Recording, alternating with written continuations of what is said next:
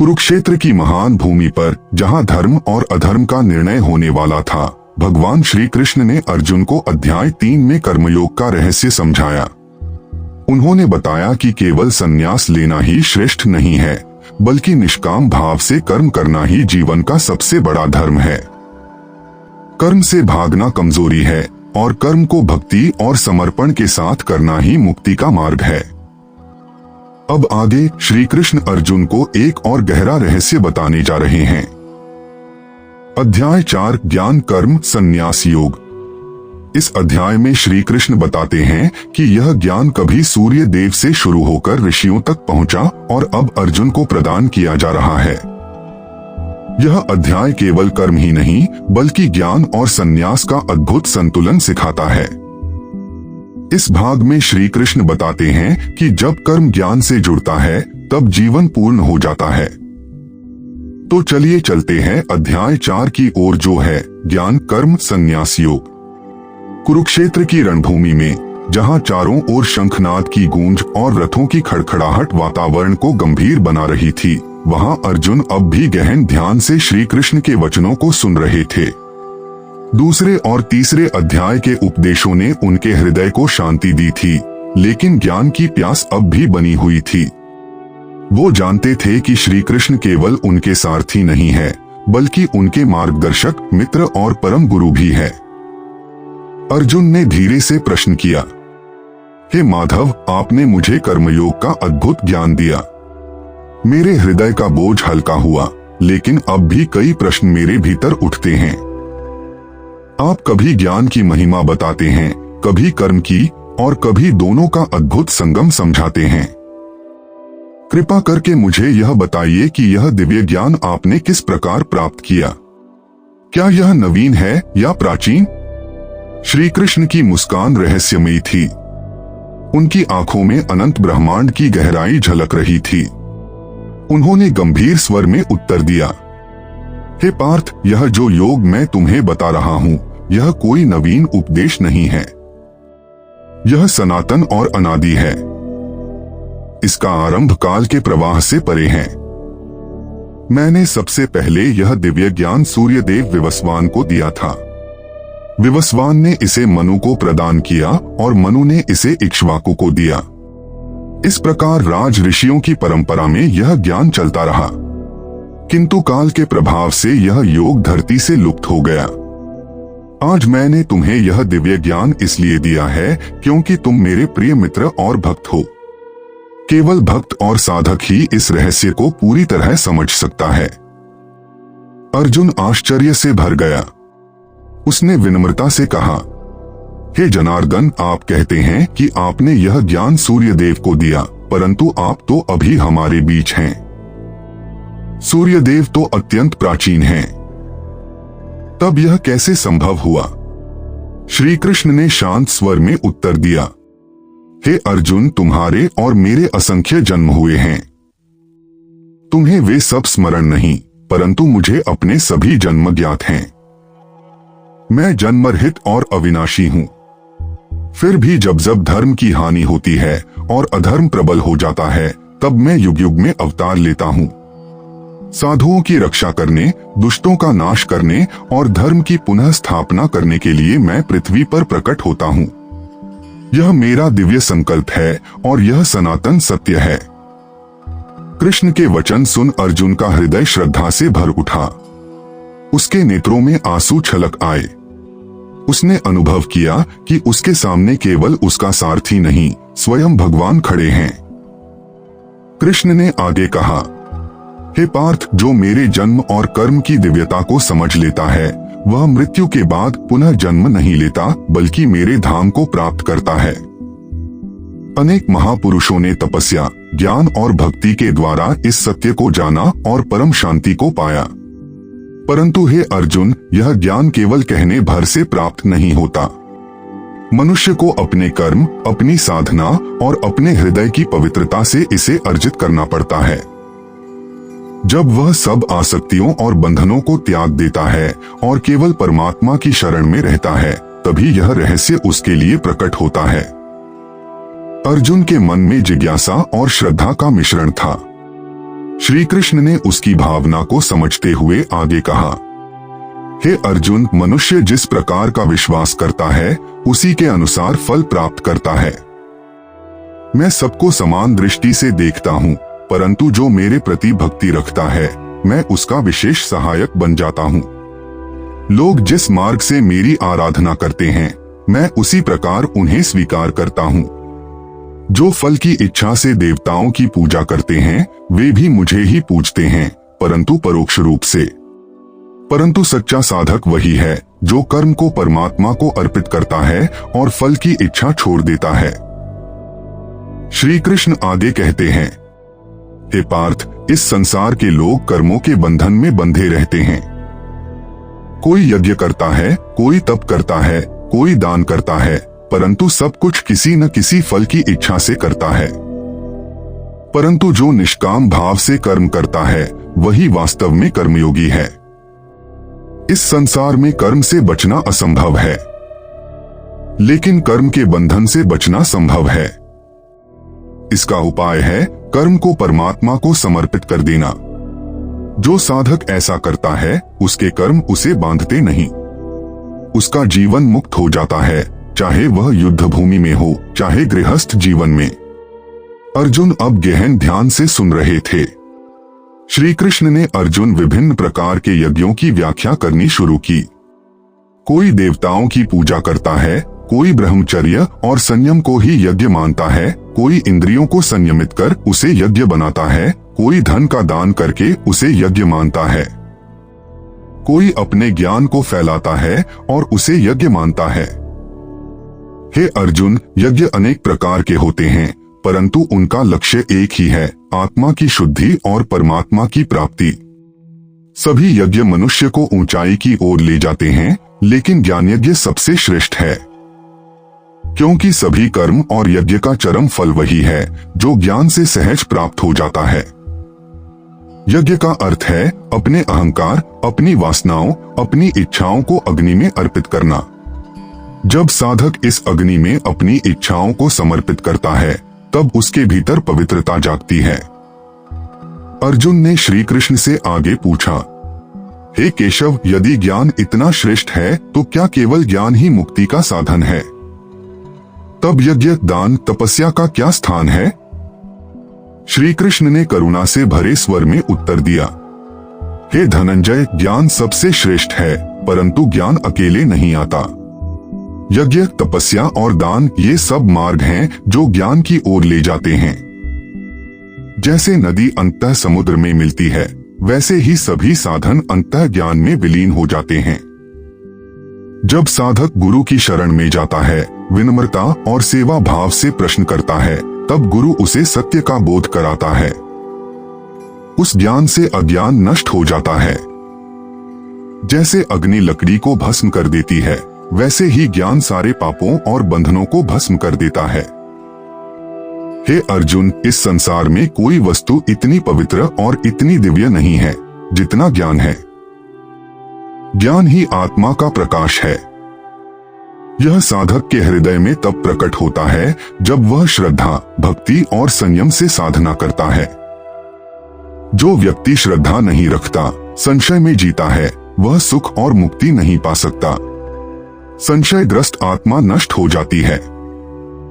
परंतु जो साधक श्रद्धावान है, जो अपनी इंद्रियों को वश में रखता है और गुरु से ज्ञान प्राप्त करता है, वह परम शांति को प्राप्त करता है।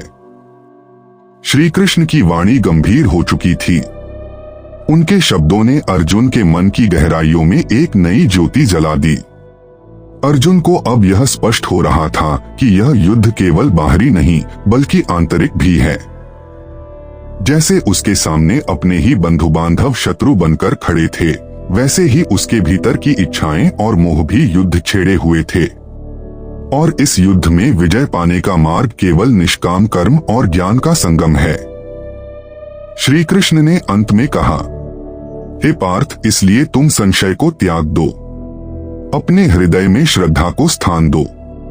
जब तुम्हारा हृदय शुद्ध होगा और तुम निस्वार्थ भाव से कर्म करोगे, तब ज्ञान तुम्हारे भीतर प्रकट होगा और वह ज्ञान तुम्हें ऐसे मुक्त करेगा जैसे सूर्य घने अंधकार को दूर कर देता है।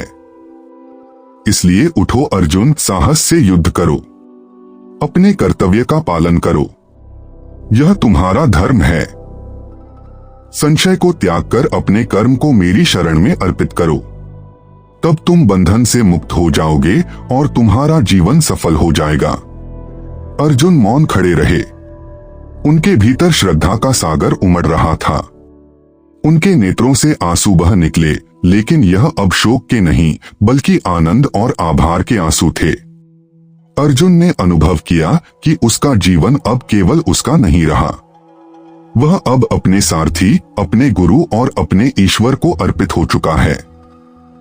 श्री कृष्ण की वाणी का प्रभाव इतना गहरा था कि युद्ध भूमि का शोर भी अर्जुन को सुनाई नहीं दे रहा था। वह केवल अपने हृदय में गूंजती उस दिव्य ध्वनि को सुन रहा था, जो कह रही थी, कर्म करो परंतु निस्वार्थ होकर, ज्ञान लो परंतु विनम्र होकर, और परमात्मा की शरण लो परंतु संपूर्ण समर्पण से। यही मोक्ष का मार्ग है, यही शांति का मार्ग है। श्री कृष्ण की वाणी अर्जुन के हृदय में गहराई तक उतर चुकी थी, लेकिन अर्जुन अभी भी और जानने को उत्सुक थे। अर्जुन ने संकोच से पूछा कि माधव, आपने कहा कि ज्ञान ही सबसे पवित्र है और वही अज्ञान को जला देता है, किंतु क्या यह ज्ञान सभी के लिए संभव है? हर मनुष्य इसे कैसे पा सकता है? लोग तो अलग अलग स्वभाव, संस्कार और जीवन में बंधे हुए हैं। कृष्ण ने करुणा भरे स्वर में उत्तर दिया, हे पार्थ, यह सत्य है कि हर व्यक्ति का मार्ग अलग होता है। कोई यज्ञ से, कोई तपस्या से, कोई दान से और कोई साधना से आगे बढ़ता है, परंतु सबके लिए अंतिम साधन ज्ञान ही है। जैसे नदियां अलग अलग दिशाओं से बहती हुई अंततः समुद्र में मिलती हैं, वैसे ही सब साधन ज्ञान में आकर मिलते हैं। मनुष्य जब अपनी श्रद्धा को दृढ़ करता है और संकल्प से कर्म करता है तो मार्ग अपने आप खुलता चला जाता है। लेकिन यदि वह संशय में रहता है तो न वह संसार में सुख पाता है, न आध्यात्मिक जीवन में। संशय ही मनुष्य का सबसे बड़ा शत्रु है। इसलिए हे अर्जुन, संशय को त्यागो, अपने हृदय को दृढ़ करो। श्रद्धा ही वह शक्ति है जो ज्ञान तक पहुंचाती है। श्रद्धा रहित व्यक्ति चाहे कितनी ही विद्या पढ़ ले, वह अज्ञान के अंधकार से मुक्त नहीं हो सकता। लेकिन श्रद्धावान व्यक्ति थोड़े से उपदेश से भी मुक्त हो जाता है। अर्जुन चुपचाप सुन रहे थे। उसके हृदय में धीरे धीरे एक नया आत्मविश्वास जन्म लेने लगा था। श्री कृष्ण ने आगे कहा, जो साधक श्रद्धावान होता है, इंद्रियों को संयमित करता है और गुरु की सेवा करता है, वही ज्ञान प्राप्त करता है। और जब ज्ञान प्रकट होता है तो वह साधक परम शांति को प्राप्त करता है। हे पार्थ, तुम समझ लो कि इस संसार में कोई कर्म ऐसा नहीं है जो बंधन मुक्त हो। हर कर्म किसी न किसी फल से जुड़ा रहता है। लेकिन जब मनुष्य फल की आसक्ति छोड़ देता है और कर्म को परमात्मा को अर्पित कर देता है, तब वह कर्म बंधन नहीं बनता। इस प्रकार साधक कर्म करता हुआ भी मुक्त रहता है। इस संसार में लोग अक्सर यह सोचते हैं कि कर्म का अर्थ केवल बाहरी गतिविधियां हैं, परंतु वास्तविक कर्म तो मन, वचन और शरीर तीनों से होता है। कोई व्यक्ति बोलता है, सोचता है या कुछ करता है, यह सब कर्म है। और यदि इन सबको परमात्मा की शरण में अर्पित कर दिया जाए तो जीवन स्वयं एक यज्ञ बन जाता है। श्री कृष्ण की वाणी अब भीषण युद्ध भूमि में जैसे एक अलग ही लोक का अनुभव करा रही थी। उनके शब्द अर्जुन के संशय को काटते जा रहे थे। श्री कृष्ण ने कहा, हे पार्थ, अनेक प्रकार के यज्ञ इस संसार में प्रचलित हैं। कोई देवताओं की पूजा करता है, कोई आत्म संयम को ही यज्ञ मानता है, कोई प्राणायाम और श्वास नियंत्रण को यज्ञ बनाता है। कोई अपने धन का दान करके यज्ञ करता है तो कोई अपनी विद्या और ज्ञान का दान करता है। ये सब साधन साधक को ऊंचाई पर ले जाते हैं, परंतु इनमें भी ज्ञान यज्ञ सबसे श्रेष्ठ है, क्योंकि अन्य सभी यज्ञ कर्मफल से जुड़े रहते हैं, परंतु ज्ञान यज्ञ सीधे साधक के अज्ञान को मिटा देता है। जैसे जब सूर्य उदित होता है तो अंधकार अपने आप हट जाता है, वैसे ही ज्ञान प्रकट होते ही अज्ञान मिट जाता है। अर्जुन ने धीरे से कहा, हे केशव, मुझे यह बताइए कि जो पापों से ग्रस्त हैं या जिन्होंने गलतियां की हैं, क्या वे भी ज्ञान के द्वारा मुक्त हो सकते हैं? श्री कृष्ण ने गहन स्वर में उत्तर दिया, हे पार्थ, इस संसार में ऐसा कोई पाप नहीं जिसे ज्ञान न जला सके। जैसे प्रज्वलित अग्नि सूखी लकड़ी को भस्म कर देती है, वैसे ही ज्ञान सब पापों को भस्म कर देता है। यह मत सोचो कि तुमने गलतियां की हैं, इसलिए अब मार्ग बंद हो गया। नहीं, साधक यदि दृढ़ संकल्प ले और परमात्मा की शरण में आ जाए तो ज्ञान उसका हृदय शुद्ध कर देता है। वह पहले जो कुछ भी रहा हो अब नया हो जाता है। उसका जीवन पुनर्जन्म ले लेता है। इसलिए हे अर्जुन, इस संसार में ज्ञान से बढ़कर कोई साधन नहीं है। वही सबसे पवित्र, सबसे उच्च और सबसे दिव्य है।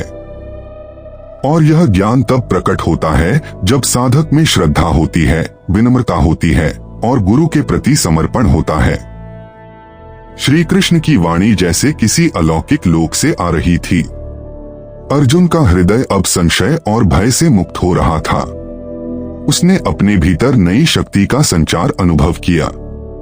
श्री कृष्ण ने आगे कहा, हे धनंजय, इस ज्ञान को ग्रहण करो, संशय को त्याग दो, श्रद्धा और भक्ति से इसे अपने हृदय में स्थान दो।